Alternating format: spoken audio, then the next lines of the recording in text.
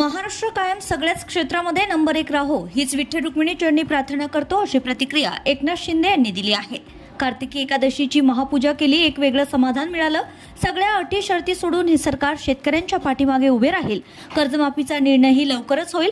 पांडुरंगाकडे एवढंच साकडं की शेतकरी, वारकरी, लाडक्या बहिणी सगळ्यांच्या जीवनामध्ये समाधानाचे दिवस येऊ।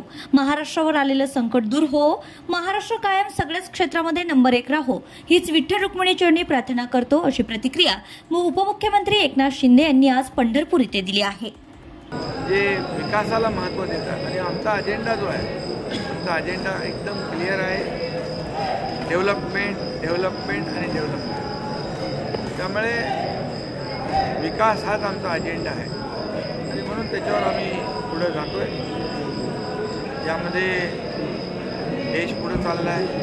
प्रधानमंत्री मोदींच्या नेतृत्वाखाली आज आपली आर्थिक महासत्तेकडे आपली वाटचाल सुरू आहे। Bureau report, RCN news.